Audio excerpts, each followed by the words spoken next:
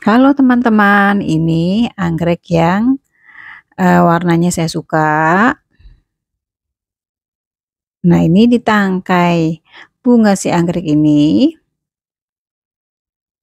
Nah, ini tumbuh akar dan tunas. Berarti si tangkai bunga ini juga merupakan calon keki.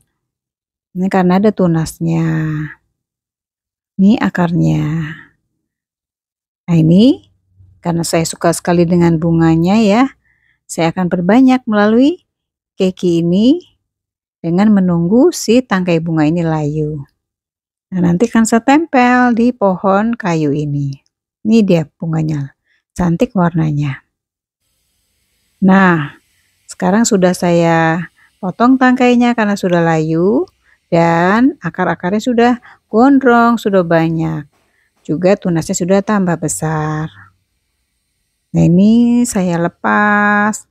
Jadi tangkainya saya pegang ya, supaya tidak mematahkan si tunas dan juga tidak merusak akar. Ini sebenarnya nggak lama ya tadi melepasnya karena saya perlu pelan-pelan, hati-hati.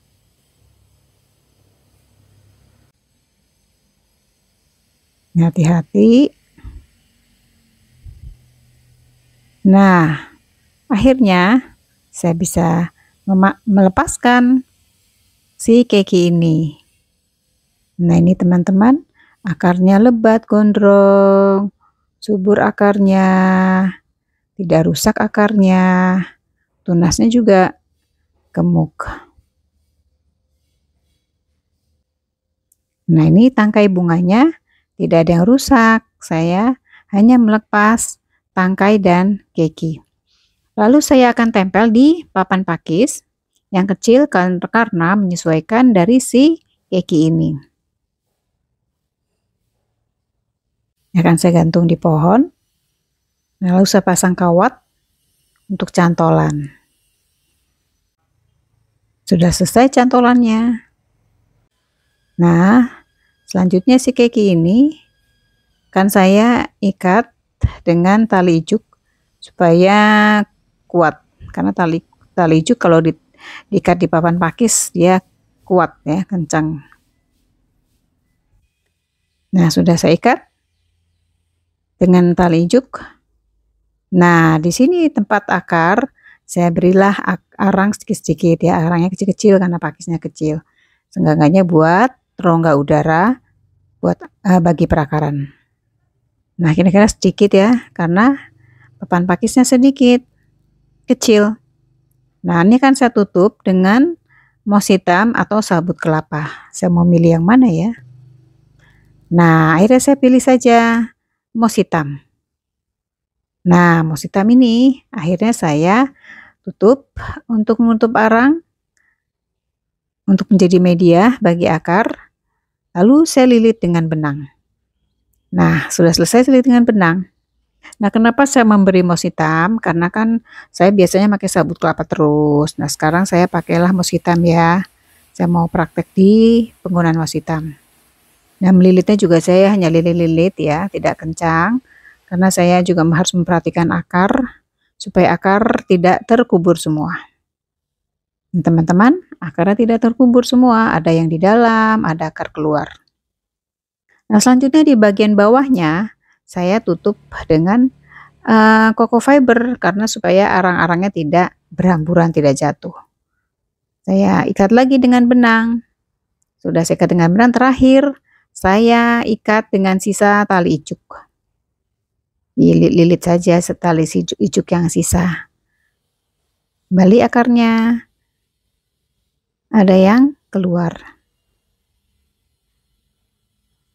Seperti ini ya teman-teman. Nah, ini sudah saya lilit si tali ijuknya.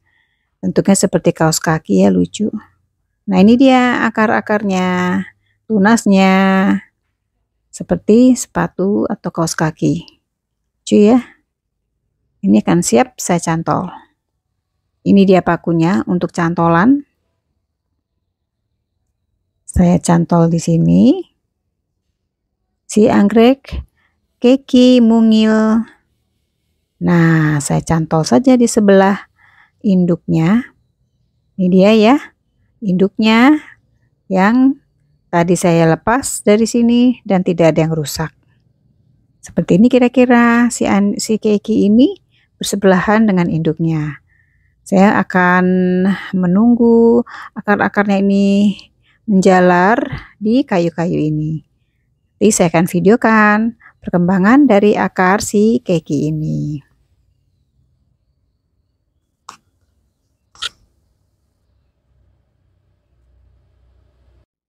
Nah, teman-teman, di video saya sebelumnya saya sudah menjelaskan mengenai ekoenzim.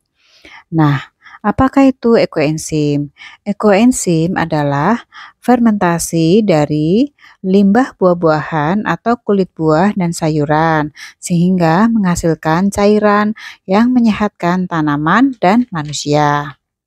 Jangan lupa kulit buah dan sayur-sayurannya jangan busuk ya teman-teman, dan juga tidak terkena minyak. Nah, mengapa kita menggunakan kulit buah-buah dan sayur-sayuran? Karena kulit buah dan sayuran ini mengandung enzim. Lalu, enzim itu apa? Enzim adalah zat yang mampu mempercepat pengolahan nutrisi yang terkandung pada kulit buah dan sayuran, atau secara ilmiah disebut sebagai proses kimia. Sehingga bahan organik atau limbah ini akhirnya menjadi partikel-partikel yang sangat kecil, sehingga mudah diserap oleh tumbuhan dan manusia. Nah, fermentasi dari bahan organik atau kulit buah dan sayuran akan lebih mempercepat lagi penyerapan nutrisi karena adanya bakteri pengurai yang diberi makan gula dan karbohidrat. Nah, bakteri pengurai ini memecah nutrisi-nutrisi menjadi partikel-partikel yang sangat kecil. Ditambah lagi adanya enzim yang juga memiliki kemampuan yang luar biasa hebatnya. Nah, dari fermentasi kulit buah dan sayuran yang mengandung enzim ini menjadikan nutrisi-nutrisi dipecah menjadi sangat kecil sekali, sehingga mudah dan cepat diserap oleh tumbuhan dan manusia, sehingga tumbuhan menjadi sehat, tidak kurus. Begitu juga manusia. Nah, sebagai contoh teman-teman, misalnya kita makan buah-buahan ya. Bisa juga kita sedang makan pisang ya. Nah, kulitnya kita buang ke tanah, tujuannya untuk menjadikan pupuk bagi tanaman kita. Lalu, apakah tanaman kita ini menjadi cepat gemuk, cepat pertumbuhannya? Tentu tidak, teman-teman. Karena apa? Karena kulit pisangnya tadi kan utuh, sehingga akar tanaman sulit menyerap nutrisi yang ada pada kulit pisang ini. Nah, untuk menyerap nutrisi yang ada pada kulit pisang ini diperlukan bakteri pengurai. Bakteri pengurai ini lah yang akan mengurai kulit pisang, nutrisi-nutrisinya menjadi partikel-partikel yang kecil, sehingga mudah diserap oleh akar tanaman. Nah, tapi untuk menjadikan partikel yang paling kecil ini, bakteri pengurai ini membutuhkan waktu yang cukup lama, dan bahkan kadang-kadang bakteri pengurai ini jumlahnya kurang atau sedikit. Jadi tentunya akan lama dalam mengurai nutrisi dari kulit buah-buahan. Nah, akhirnya akibatnya tanaman kita menjadi lambat pertumbuhannya, atau juga kurangan nutrisinya atau kurang sehat. Nah, untuk itu karenanya sangat penting sekali teori ekoenzim atau fermentasi ini diterapkan bagi tanaman agar tanaman kita menjadi sehat. Nah, ekoenzim ini pada anggrek bisa digunakan menjadi pestisida organik dan juga menjadi tambahan nutrisi bagi anggrek kita. Nah, cara untuk membuat ekoenzim ya teman-teman, perbandingannya adalah 1/3/10.